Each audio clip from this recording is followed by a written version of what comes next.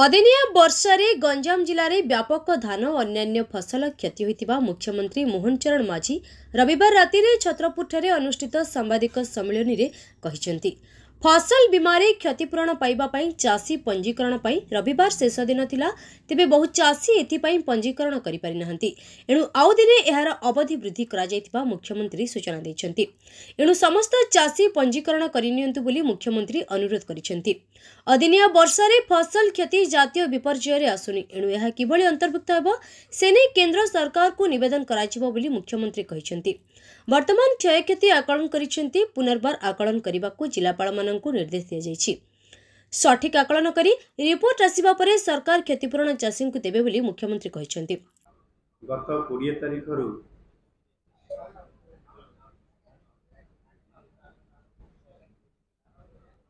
दुई थर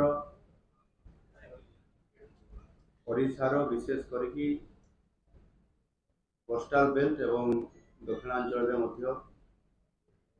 अदिनिया वर्षा एवं वर्षा जनित चाष जमी रे जो धानर हेतुक क्षति होबार गोटे चाषी मान तरफ अभियोग आसवा आधार करके सरकार ये कथा को गुरुत्वर सह विचार को लेकिन गतकाली लोकसभा भवन में मध्य ये संपृक्त विभागर मंत्री मानकर सहित एवं अधिकारी मानकर सहित गोटे रिव्यू मीटिंग करा जायतिला। तापरे मध्य सरकार चिंता करले जेहेतु चाषीर मेरुदंड भांगी जाइछि ताकू साहाय्य करिवा पई सरजमीन तदंत करिया पई मध्य सरकार को तरफ विभिन्न अफेक्टेड जिला मानकरे मंत्री मानकू सरजमीन तदंत करिया पई फील्ड को पठा जाइछि एवं मु निजे मध्य आज तीनोटी जिला नयागढ़ जिला गजपति जिला एवं गंजाम जिलार ये अंचल को गस्त करिबा एवं मोर सहित ये जिला को दायित्व दिया आमर माननीय मंत्री राजस्व एवं विपर्यय परिचालना श्री सुरेश पुजारी महाशय मो सहित से तीनोटी जिला को गस्त कर बुलिकी देखिले। आज यही परिप्रेक्षी में गंजाम जिलार रिव्यू सरिला परे जो प्रेस मीट करा जाउछि ये अवसर रे आज ये प्रेस मीट रे हमर राजस्व मंत्री सुरेश पुजारी महोदय ये अछंती उपस्थित एवं तांको सहित ये जिलार वरिष्ठ मंत्री विभूति भूषण जेना एवं गोकुलानंद मल्लिक उपस्थित अच्छा सहित मानव विधायक माने भी उपस्थित अच्छा। चाषी भाई और भौणी मैंने होती आम राज्यर मेरुदंड से होती प्रकृत में आमर अन्नदाता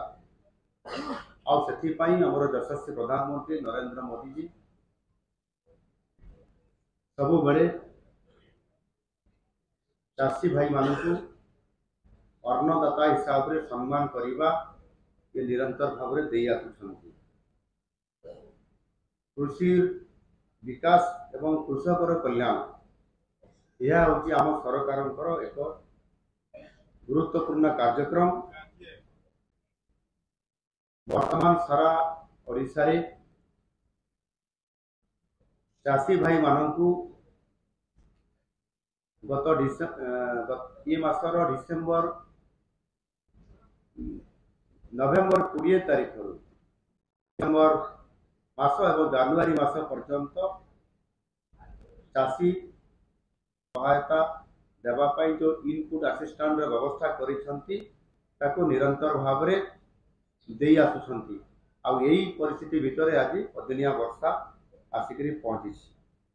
एथिरे 20 तारिख पर 20 रु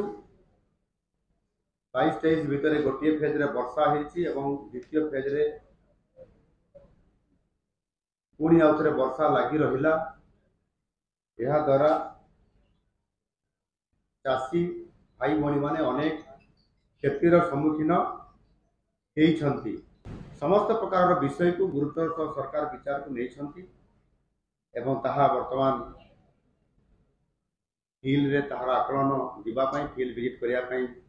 निजे सरकार निजे बिल को आसी धान क्षेत्र को आसी गंजाम जिलार जहाँ आमे किसी जगह देखिलु से विशेष करके गंजाम जिलार छत्रपुर ब्लॉक अंतर्गत लक्ष्मीपुर ग्राम रे ग्राम पंचायत अंतर्गत नाउरी ग्राम और रंगेलुंडा ब्लॉक अंतर्गत गौंजू ग्राम पंचायत अंतर्गत गौंजू ग्रामर अदिनिया वर्षा होता फसल नष्ट बुलिकी आम देखीचु। एथिरे चाषी सहित भेट है जो धान क्षति होती गजा हो जाइए जो धान गुड़िक मॉइस्चराइज हो जाइए जो धान गुड़िक डिस्कलर हो जाइए जो धान गुड़िक ताकू जदि आणिक प्रस्तुतिकरण करा चाउल बाहर ना सेगुड़िक खुद हो प्रकार विभिन्न अभियोग आमे चाषी को भेटिला परे सेमानकर अभियोग जहाँ शुणीचु ताकू ग्रहण कर। गंजाम जिले में ए पर्यंत 35,800 हेक्टर खरीफ फसल 822 हेक्टर पनीपरिया अधिदिनिया वर्षा नष्ट होता कथा ये आकलन जना पड़ी। 61,540 संख्यक चाषी प्रभावित होवार आकलन करा जायछि। तेणु यह पुनर्बार आउथरे आकलन करने जिलापाल को निर्देश दिखाई एवं सारा राज्य में जो यदि किए आगु आकलन करिसंती पुनर्बार आउथरे ताकू आकलन करेंगे सरजमीन तदंत करेंगे से आरआई तहसीलदार बीडीओ कृषि अधिकारी एवं विभिन्न संपुक्त अधिकारी माने से भाग नहीं पारे एवं निश्चित भाव मु चाषी को प्रतिश्रुति मु दौची सठिक आकलन आसिला परे प्रकृत क्षतिग्रस्त केते हेइछि एवं जो मानकु इंश्योरेंस क्लेम माध्यम रे सहायता मिलिबो क्लेम करिबा पई एवं जो माने एथिरे अंतर्भुक्त नाहंती सेमाने मध्य किबळी भाबरे सहायता पाइबे सेति पई चाषी कर पई सरकार चिंता करूछंती। मु आशा करिबी जे सेमाने तांकर क्लेम बा अनुरोध संपुक्त अधिकारी मानकु निश्चित भाबरे आसंता काली मध्य जो गोटे दिन एक्सटेंशन है से क्लेम करें ये गोटे बड़ सुजोग अच्छी चाषी जो तार क्षति होती भरणा करने सरकार साहाय्य करने निजे अपील कर गोटे दिन गुरुत्वपूर्ण दिन से संपुक्त होकर निश्चित भाव करने आज ओडिशार चाषी मुहर हस फुटापी नुआ सरकार आसिला परे निरंतर भाव में चाषी को विभिन्न प्रकार आर्थिक सहायता प्रदान करने योजनार विभिन्न स्कीम रे योजना कार्यकारी कराउछंती। चाषी पीएम किसान रे 6,000 पाउछि सीएम किसान रे मध्य 4,000 पाउछि। ये दुईटी आर्थिक सहायता हिसाब से जिते चाषी चाष कार्य आरंभ करने समय दिया जाउछि जो थे कि चाषी 10,000 टंका प्रथम ही पाउछि। यह अन्य कौन से राज्य में एते आर्थिक सहायता मिले ना। ठीक सेमती भाव में चाषी को धान प्याडी पेकरमेंट रे 800 टंका इनपुट सहायता दि जाउछि। यह सर्वभारतीय स्तर में सबुठ अधिक और से दृष्टिकोण निश्चित भाव में आज तापर भी जो चाषी जो गोटे नेचुराल कालामिटी भितर ये अदिनिया वर्षाटी ये अंतर्भुक्त एपर्यंत हो पारि नाही आमे भी क्लेम करूँ जे या नेचुराल कालामिटी भितर या भी अंतर्भुक्त करा जाऊ बोली आगामी दिन में निश्चित भाव में अधिक आमे केंद्र निकट में दाबी करूँ। आउ चाषी ये जो रिपोर्ट आसला परे सरकार आकलन करेंगे एवं चाषीर क्षय क्षति आकलन कला संपूर्ण जो चाषी पाइबार जहाँ हकदार हम चाषी जोटा पाइबापी आशा रखी सरकार सेतिकी परिमाण